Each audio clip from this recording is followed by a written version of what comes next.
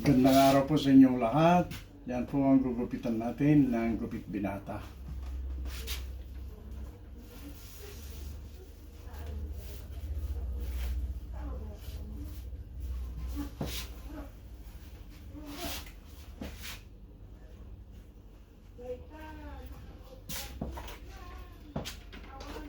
Anong oras niya lalabas? Mamaya? Mas 12? Anong oras lalabas yan? Tingnan siya kuan mo sa Sa YouTube. YouTube. Yung pangalan ng YouTube channel mo, Jaime? Jaime. Yan. Yan ang channel. Hmm. Jaime Cruz. Yan po ang gamit natin. 316 attachment.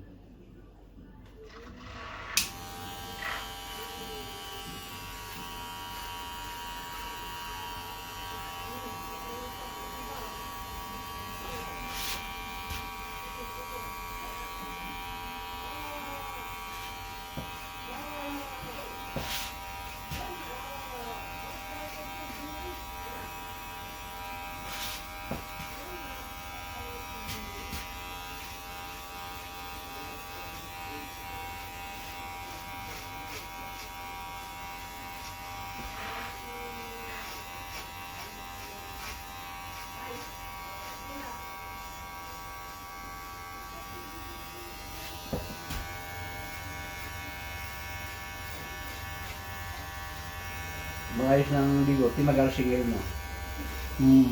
Ganyan mag-ayos ng bigote, magkano singil mo yan? Ha? Ayun.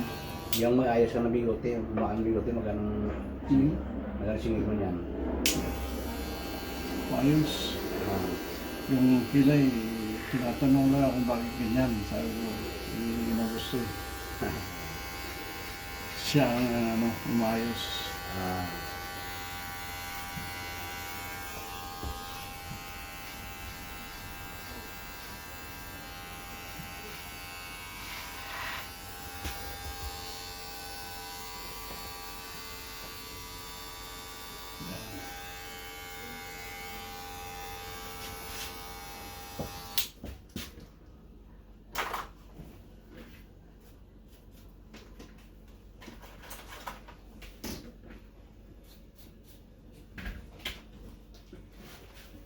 Three 16.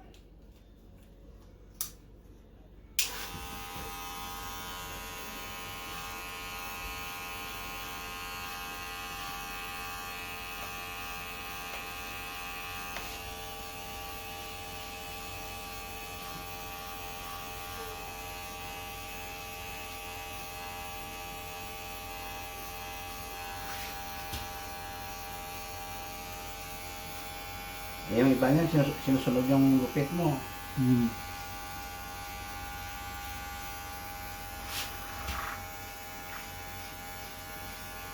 Sa school, stable ba natin ano? Yan? Sa school, stable mo dati ng trabaho? Yeah.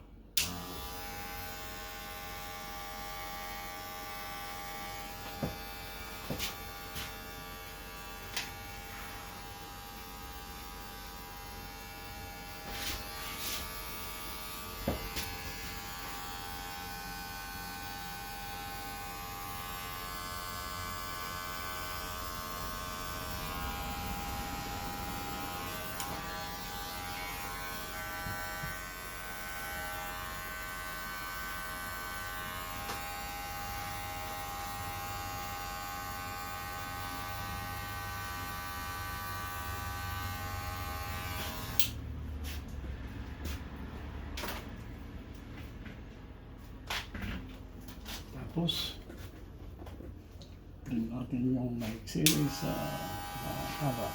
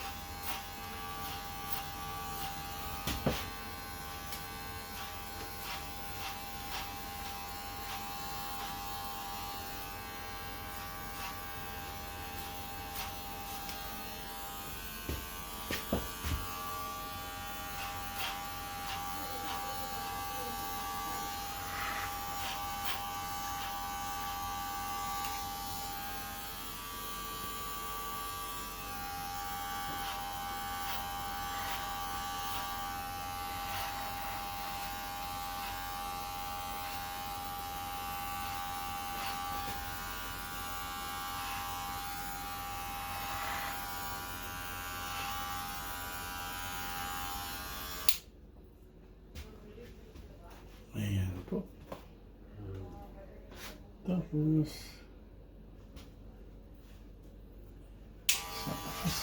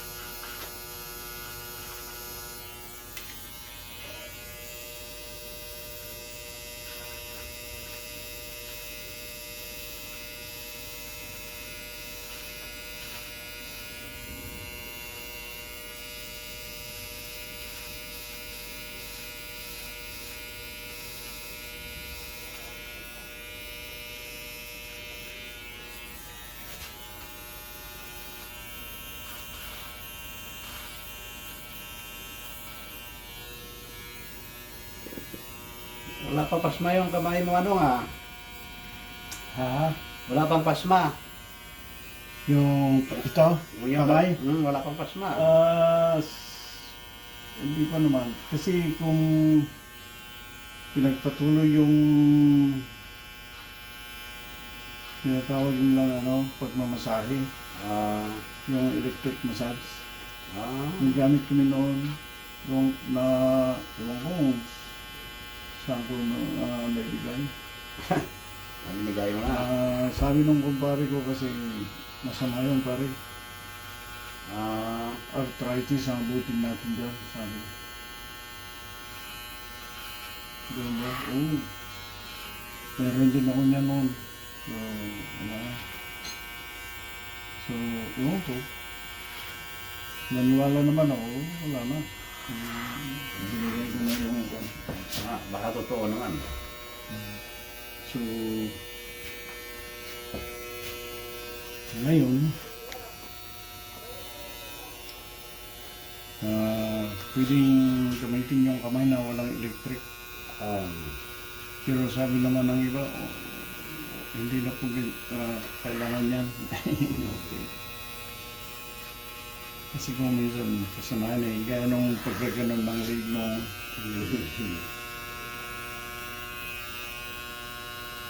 ginagawa ko rin yun. Pero sabi na, please don't do that. Okay?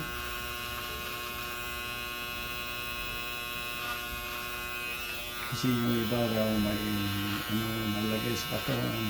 Yeah. Okay. Ayaw nilang may istorbo.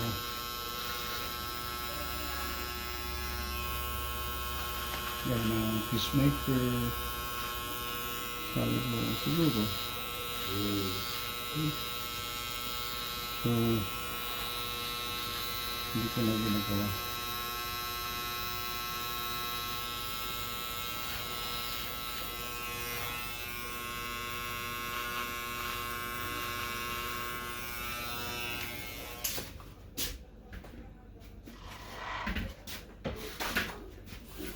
Anak mo't manong nung marami ko na yan, no? Sabi ko, anak ko ba yan, no? Ha?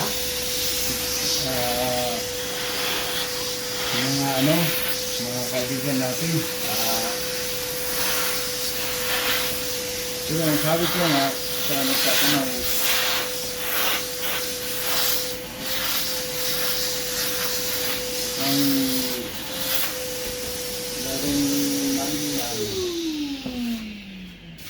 ginaganaan ka lang kung marami kang kaibigan na driver sa mga araw-araw na dumadaan sa inyo. Kasi pwede kang hilahin pataas. Tapos mag-glide ka na lang pababa. Eh, kung wala kang kaibigan, wala. Walang hihila sa'yo pataas. Hindi, hindi masaya. Saka wala kang kaibigan, hindi mo masaya eh. Ikaw lang magusto sa buhay. Tama po. Kaya, sabi ko, ay,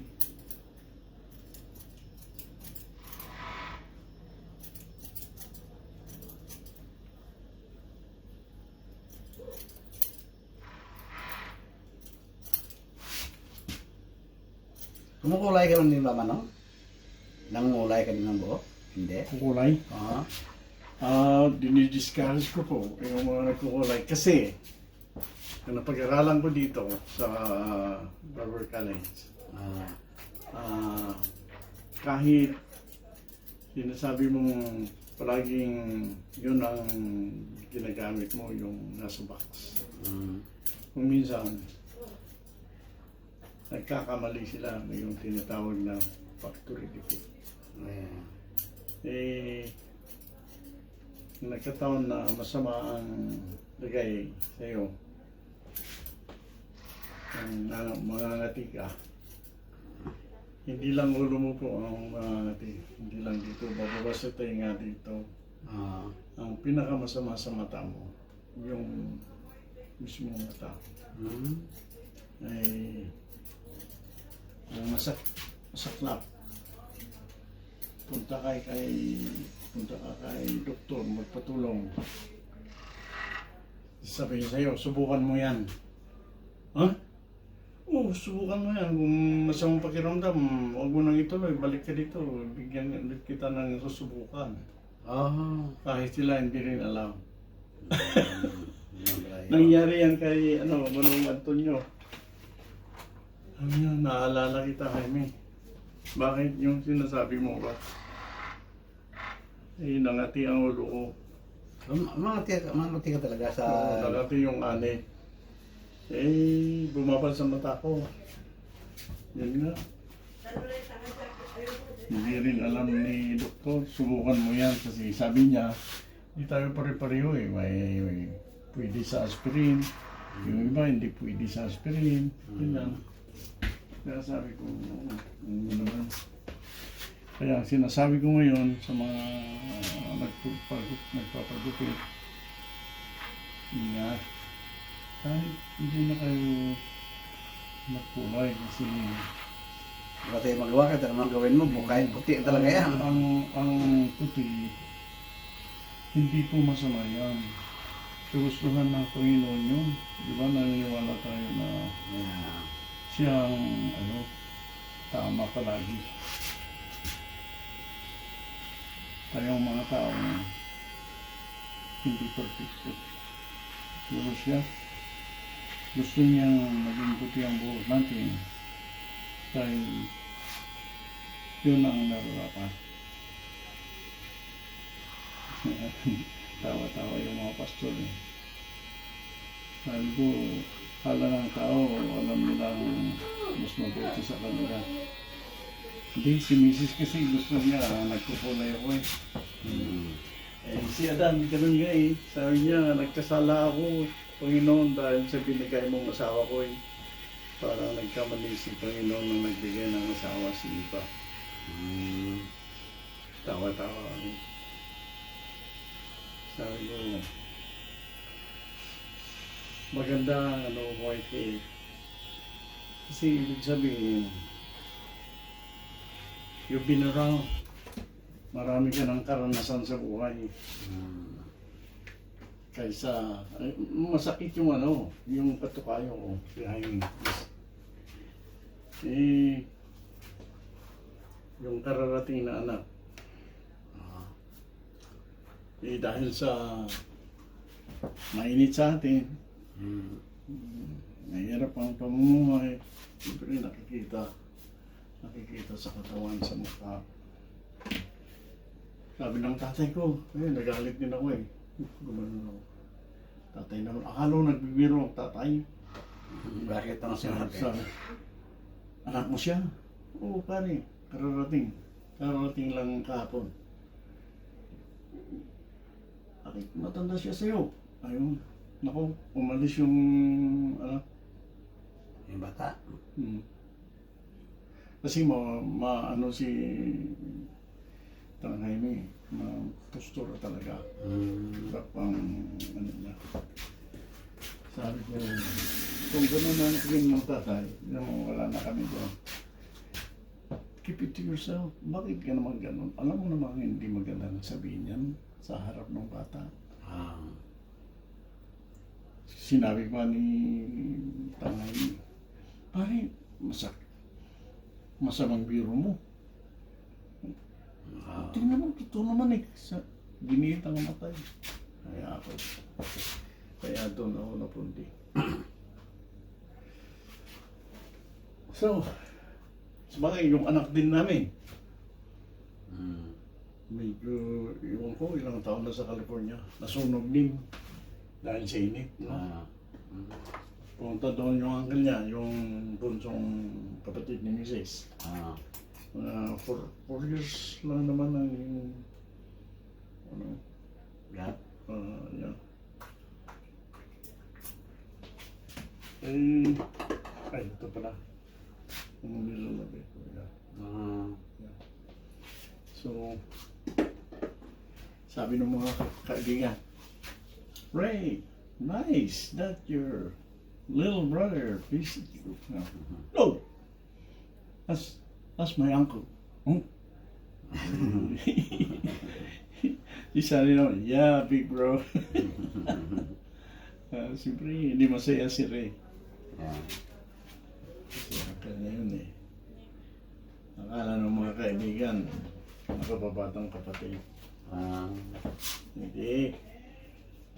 Uncle ko yan. Kapatid ng nanay ko. Yan, tingnan natin. Oops. Ayan po. Tama lang yung gupit binata. Okay. Ayan po. Thank you.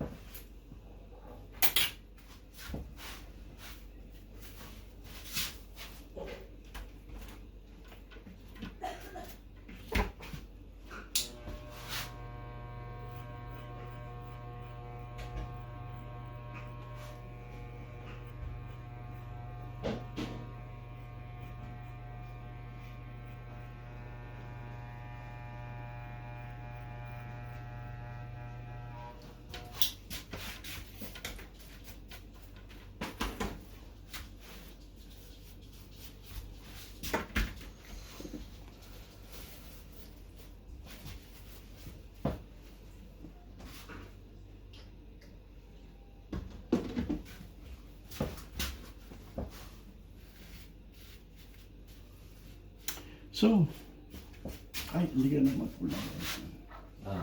Yeah. Yun, nakita ko yung ano, yung pinagkita sa YouTube na